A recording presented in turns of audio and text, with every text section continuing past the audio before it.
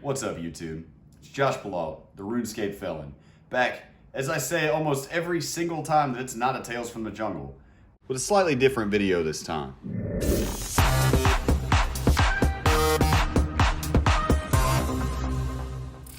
The first time that I went on the official podcast, I think it was, I mentioned a guy that is well known in the federal prison system. He's kind of a legendary inmate for those who have done a lot of time, and he served quite a significant period of time in prison.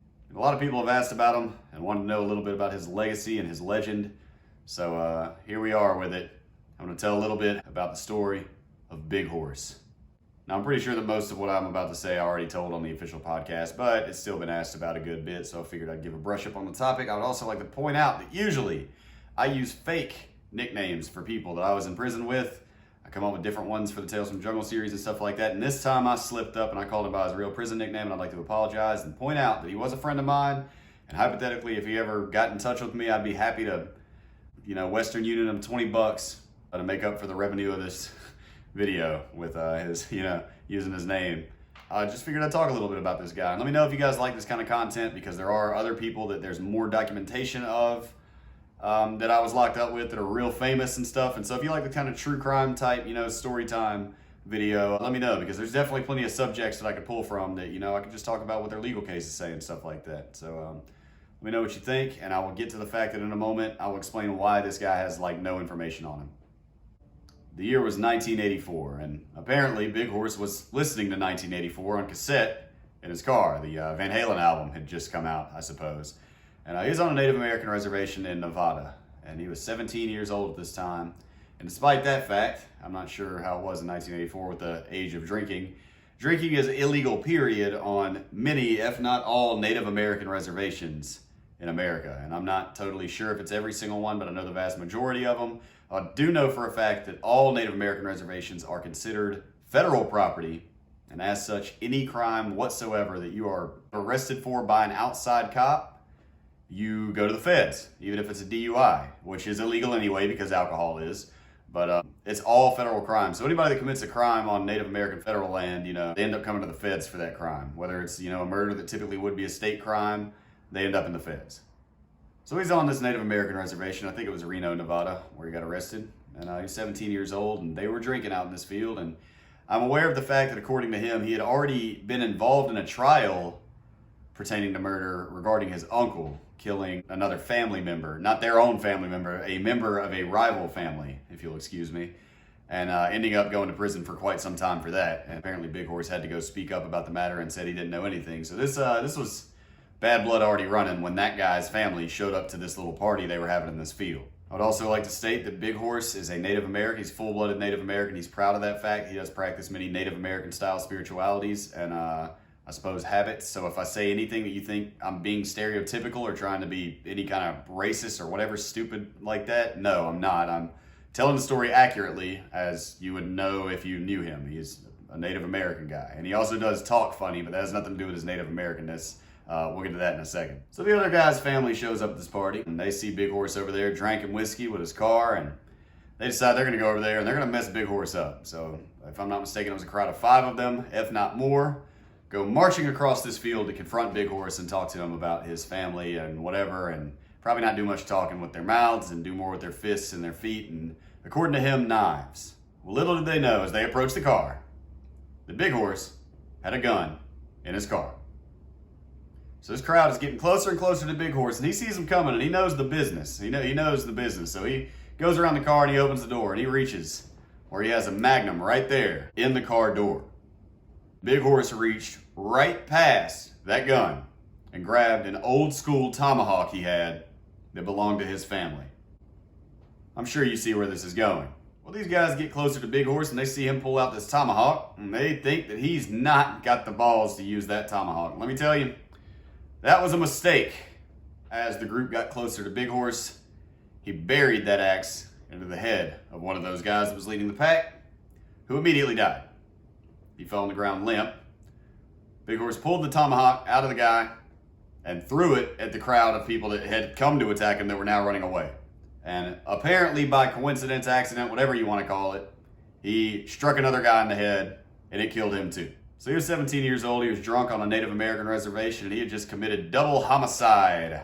Not sure what degree that would be, because what he ended up getting charged with was manslaughter, because he did manage to get rid of the tomahawk. As such, he ended up pleading to 2 counts of manslaughter. It was going to be really difficult for them to pin a first-degree murder charge on him by the way the laws are written is what matters. So he ended up pleading to 2 counts of manslaughter. Well, Big Horse, I love the guy, and if he ever sees this, I hope he would, understand where I'm coming from and not be offended by this. But he got locked up at a young age, and he didn't ever have the opportunity to get a lot in the way of book smarts. He's very prison savvy, don't get me wrong. He is perfectly fine with that environment. He thrives there, and he can maneuver in ways and survive situations that most people would not make it through. But as far as math and spelling and such go, and that's not really his forte. He ended up pleading guilty for these 2 murder charges. And what happened between the time of the murders and the time of his arrest is, something along the lines of, all I know is that he woke up in a jail cell because of how drunk he ended up getting. Well, as I mentioned, Big Horse is not too good at math. He ended up pleading out to 2 counts of manslaughter for 300 months each. Well, as you may or may not know, the feds sentenced in months. Big Horse, for some reason, was under the impression that they sentenced him in weeks. This means that in the late 90s, or I guess about 1986 or 1987, he probably would have arrived. Big Horse got to one of the most violent federal prisons in America under the impression that he could probably get paroled out in about 5 years of time. A brief note about parole. The FBI, the feds, they don't do parole anymore. They took that out in like 1985 or maybe at the latest 1986. So technically the fact that Big Horse was eligible for parole was huge. And automatically, if you meet somebody in the feds who's eligible for parole, that means they've mandatorily been locked up nonstop since 1984 or 85 at the latest. So he actually got locked up at a, relatively speaking, very opportune time, because back then you served 65% of your total sentence and you were eligible for parole. After 1986, they removed parole and you must serve 85% of your sentence time in prison, which in his case saved him a lot of fucking time. Most states refer to their prisons as penitentiaries, but in the feds, a penitentiary is specifically a high security. It's a security designation, a USP. And other than Coleman 2 in Florida, not Coleman 1, which is rockin' and rollin', Tucson, Arizona, and Terre Haute, Indiana. Other than those 3 USPs, pretty much all the rest of them are notorious for their violence. And they are rockin' and rollin', as they say, and there's a lot of crazy shit going on. And in the 80s and 90s, they were notoriously more violent.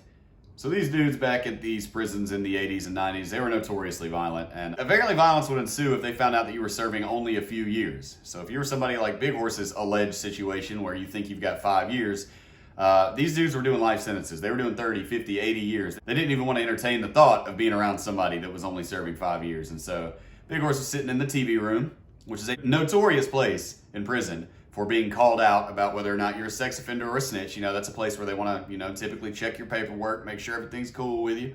And he was in there, and they asked him, "Hey man, how much time are you serving?" He said he figured he had about 5 years left before he would parole out. They asked him for what? He said 2 counts of manslaughter. So they ended up checking the dude's paperwork. He said that he had however many weeks. They told him, "Man, they don't sentence you in weeks in the feds. They sentence you in months. You're serving 600 months, man. 50 years.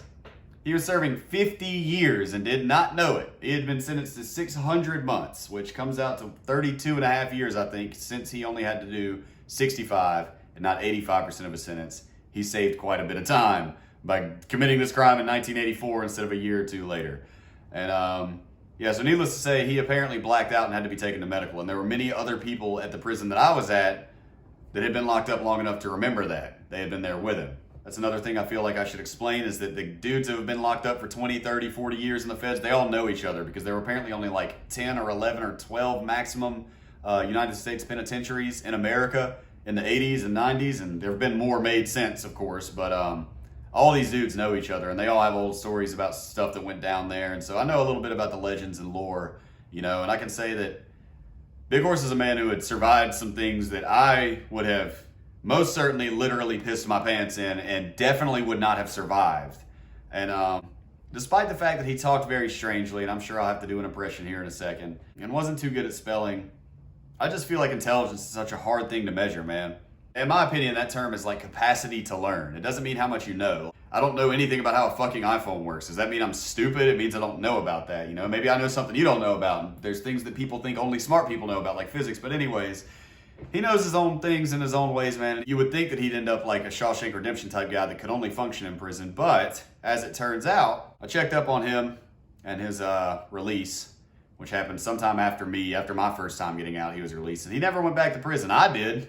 I caught a violation and I went back, but it seems like Big Horse has managed to stay out. But he used to come up talking like this. He would talk real slow like, and he had a real interesting cadence. He would laugh real funny, and he came up with these crazy nicknames for people, man. It's something I'll never forget about him, and I didn't even have this on my little script reminder thingy here. It's prompts, but he used to come up with these nicknames for people, especially about people that I didn't know anything about. He used to call this dude that was in a band I played with Jackson Brown, and I had no idea who that was. And like 2 years later, I was looking through a Rolling Stone magazine, and I saw a Jackson Brown picture, and it looked just like this guy. And let me tell you, this happened fairly often. He just had like almost this like savant.